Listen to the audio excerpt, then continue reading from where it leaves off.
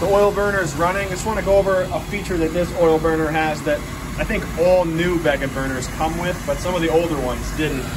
And that's the electromagnetic solenoid valve that is here on the oil pump. So what this does is the control has a pre-programmed amount of time that it runs the blower before it opens this valve. So the blower is connected to the squirrel cage, which is connected to the oil pump. It's all a shaft that the motor runs all of that stuff simultaneously. So as soon as there's a call for heat, the blower will power up. You know, once TT is joined, the blower will power up, which will run all of the major components of the burner. It's pretty ingenious. But on older burners, it would be running the electrodes electronically and spitting oil into the combustion chamber at the same time, which is a kind of a dirty, inefficient way of doing it. So the way this works is it'll actually purge the combustion chamber for 15 seconds. The blower will run, but the oil pump, the valve inside will not actually be open. So the pump will still be spinning, the armature inside the pump will be spinning, but the valve won't be open, so no oil will be allowed into the combustion chamber through the nozzle and all that good stuff. So the combustion chamber will be purged clean of all flue products, and then after the 15 seconds has elapsed, the control will open the solenoid valve. It'll send power to it, which will snap open the valve. Oil will go straight into the combustion chamber while the electrodes are sparking, which will go for a quick and clean ignition, which will just kind of help out you know, the combustion process. And then once the call for heat is over with, this will actually continue to power the blower for 15 more seconds and purge the combustion chamber post-ignition cycle. So pretty smart setup, and like I said, I believe these come on all new Beckett burners, whether that's due to government regulation or just what Beckett thinks is best, but that's definitely the way to go. Good morning. It's a good day so far. Most days are good days, but today's a good one right off the bat. Went to go look at a quote-unquote leak in the basement, which could be literally anything. I was thinking it was going to be a little water pipe leak on like a half-inch line or something, but ended up being her water heater is leaking all over the floor. So I went back to the shop, I loaded up a 40 short natural, and I'm going to go back there solo today and swap that out. Ian and Max are digging a sewer ejector pit and trenching over to where a new bathroom is going to be. They're going to pipe that in, at least do the underground today, I hope. And so Ian's with Max, so I don't have Ian with me today, so I'm flying solo. So just got heat back in an apartment complex. I wouldn't call it a complex, it's just a big house with multiple units. They ran out of oil last night and the oil company didn't bleed the pump, so I went back to bleed it and get the boiler back up and running. And then I've got a couple other things to do, some no heat work and whatnot. So we'll keep the videos rolling as the day goes, and we'll see you on the next job, which is going to be the water heater. First service call of the day. We've got an oil burner that looks as though they ran out of oil. They're full now, but the oil company didn't come back in to bleed the pump. This is the second time this has happened. I got most of the air out of it. What happens when the tank runs dry is the pump sucks up a bunch of air from the bottom of the tank, and then it can't prime itself because this is a single pipe oil system. So we're gonna wait for that stream to stop spitting and sputtering, kind of like that. Then we're gonna close it, and the burner should light, just like that. I'm gonna snug this up just a little bit, and we're gonna babysit it for a few minutes. It's been off all night, maybe since yesterday. I usually give it about 5 minutes of smooth running, and that usually confirms that it's running on oil with no air. If it does kind of, you know, go like this and spit and sputter a little bit during operation, I'll bleed the pump again, but usually after the first time you let it bleed into the bin for a few seconds, she's good to go. So that's the first service call of the day. I'll update if that was not the problem, but I'm almost 100% sure. All right, tank is draining. We have our shitty pump here because my allegedly nice M18 cordless transfer pump, like the 8th one, went to the graveyard. So we're gonna redo this, it's leaking. They do not have a thermal expansion tank, so we are going to add one. And I'm gonna try to move this stuff, I think. out of the way somewhere. Redo the gas. Oh my God. Stuff is falling everywhere. Not a lot of room here. Gonna keep the spill switch existing that's there. Yeah, we're gonna get cracking on it. Water's off, so we're done here. This thing's running nice and smooth. You can see that looks like it's all backwards there, but Max did this service on the 11th of October. So you can see all his numbers on there and what we do with the combustion analyzer, and that's how we pinpoint how the unit is running.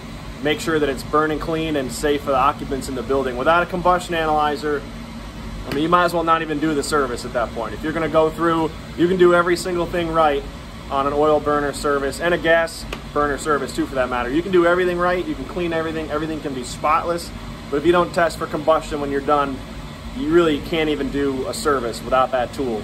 So people say all the time, oh, I had Joe Blow, my friend from down the street, come and do a service, and I said, do you have does he have a combustion analyzer? And they're like, a what? That's just, you know, it could be free and it's not worth it. So if you don't have the proper tools, just don't dabble in heating work. It's just not worth it for the customer, and it's not safe. So tank prep, got the thermal expansion tank on, hold right bracket mounted to the side of the heater, ISO valve with a drain so you can check and change the tank without having to shut the house down for any period of time. Dielectric unions, yeah, this is a redundancy. People say they don't like to do it, yada, yada, yada. They already have dielectric nipples. I know the spiel, but sometimes redundancy is good. I like redundancy. Like, you don't need a valve here and a valve here, but we do it anyway because it makes service easier. Webstone stuff, of course, ball drain. Bradford 40 shorty natural going in here relatively soon. Got the old one drain. We're gonna cut it free and yank it out and put this bad boy in. I got as much prefabbed as I can. And then we're gonna place this in on some blocks there. Okay, we're done. Smoke is in, spill switch is attached. Gas is done. Gonna turn the gas on, get the pilot flame rolling. She's a beaut. Just gotta date it. This is up on concrete blocks, and we're gonna purge all the hot water faucets and get it going. Just installed the new backflow preventer. Watts double check. I think it's an LF7 with a little help from the RP241 rigid press tool. Clean threaded joints. Clean, clean, clean. Oof. Ooh, that's beautiful. Beautiful, beautiful. Easy to service. Check valves on a union. Got valves on both sides, although one is a little bit better than the other. And we're gonna set the tank pressure here now that I have the water back on, sticker it up. And okay, tank is in place. Hot and cold water piping is done. Capped off the old supply line because it was too difficult to make it work. Expansion tank mounted on a hold right bracket, screwed to the tank as we saw outside. Perfectly plumb and level. And we're gonna hit the smoke and the gas next, spill switch, and we're out of here. Okay, we're doing a service call here. This is a house for a very famous someone. Not gonna voice who, but it's a well-known person. And this is the boiler that Ian and I installed a few weeks ago, actually probably a couple months ago now, time flies, but it's actually got a problem with one of the brand new Honeywell 3/4 inch zone valves that we put in. So we'll pan around. It's a WGO6, I believe. Nice manifold. Unistrut. All the piping. Taco goodies, transformers, multiples. So this zone valve here is completely locked up, so I'm going to remove it from the manifold and see if it's something to do with the motor or something to do with the ball and socket inside there that actually opens and closes the water flow. So, ooh. Look at that line up. Oof. That is tasteful, tastefully done. Boiler's back up and running. The zone valve had a bad armature, or bad motor, one of the two. Wasn't allowing the motor to open past about 1/3 of the way, which is not enough to get any flow through the valve body. So I changed it, rewired it, put it back into service, and now we have all zones operational again, which is a good thing. Boiler's running, good old Wow McLean, for about 170 degrees. Got a nice little tiger loop there into the burner. This is a beautiful, beautiful job here.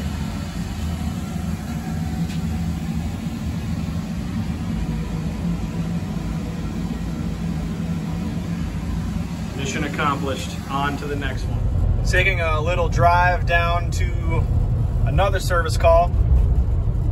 Not exactly sure what we're going to find here, but just wanted to show how beautiful the Hudson Valley is. This is our service territory right here, looking straight out at the Shawangum Mountains and the Shawangum Ridge. Over to our right is Smiley Tower, where Mohonk Mountain House is. And it's just an incredible area that we live in. I mean, it's a beautiful day today. I mean, obviously it's raining a little bit according to the windshield, but it's like 48 degrees and partly cloudy. It's just a perfect day for working. Not too hot, not too cold. And the ridge is just looking really awesome today. You can see out there. I mean, it's tough to see on the camera, but it's really beautiful. These are the spring-loaded pump couplers that we're going to change here in the garage for a couple of Taco 110 series circulators. So these basically are reverse wound springs so that when the electric motor starts up, it doesn't ramp up, it starts up at full speed. So this allows the motor to have a little bit of leniency and a little bit of a longer lifespan because it gives when the motor first starts and it doesn't transfer its full energy into the impeller or the impeller shaft. So it's tough to see. I'm probably gonna do a terrible job at it, but let me see if I can set this up right here. Yeah, so when the motor starts, this will spin and take some of that shock away from the electric motor so that it doesn't jolt the impeller started. So if those weaken, then when the motor starts, the ceramic disc that's inside the volute will actually lose contact for a brief second with the sealing surface, and water will exit through the weep hole onto the floor. So every time I change a motor, I try to change the spring coupler, although the last time I changed a motor, the spring couplers were back ordered, so I was not able to do that. So we're going to do it now to circulator number 3 and circ number 1. We're navigating our way through the compound here of this top secret celebrity that will remain unnamed for the sake of him and my job. But we are going over to the garage now.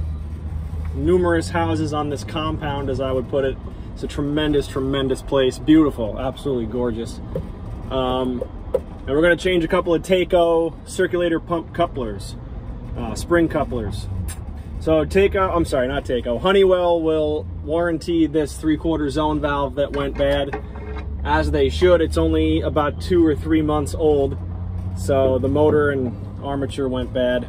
So we're gonna get that warranted. They won't cover the expense of me coming out here and actually diagnosing and changing it, but at least they'll cover the cost of the part. So we're gonna resume over at the garage, change those pump couplers, and then we're gonna probably go do one other job after this. Some people you really enjoy talking to, some people you don't, but this guy, the caretaker of the compound here, he almost lives on site. He doesn't, but he's here all the time doing pretty much everything maintenance-wise that a non-specialized guy can do. But he was telling me how, anyway, this guy I really enjoy talking to. He's a joy to chat with. He was saying that like 20 years ago, he was needing a new plumber to take care of the buildings and everything, and his boss just said, open the phone book and pick a name out of the bunch. He said, I don't care which one, just pick any one that you want. So by happenstance, he picked us. And that was, like I said, 20 years ago or so. And he called my grandfather, who was the owner at the time, and kind of the rest is history. We've been doing the plumbing and heating work here for the last 20 plus years. All kinds of boilers, maintenance punch list items, whole system swaps, you name it, we've done it. And they've stuck with us through the long haul. So this is a cool story, just a random thing, like, hey, pick somebody, and we were the ones that he picked. I have no idea why, But we got lucky, and I think they got lucky too, because it's been a really good relationship, working relationship for the last number of years. So just a fun story, all done there, and we're headed out to the next one. Okay, last one of the day. Cut open a nice clean and square hole with the piece back over there. So at the end, I should be able to screw it back in, fresh coat of paint, and they should be good to go. We have a leak on a copper to PEX adapter solder joint down there that a previous contractor did. We're going to cut it out and attempt to do it in type L copper and Viga Pro Press. All right, the water's on. We are testing. The hot looked just like this.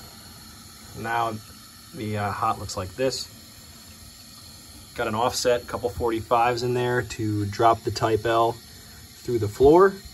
And I have a 1/2 inch slip coupling to attach the copper to the existing piping underneath here, which is copper. There's only like 2 feet of PEX, and then it transitions back to copper. So we are all fixed, and I'm gonna screw the thing back in here so that it looks like I was never even here.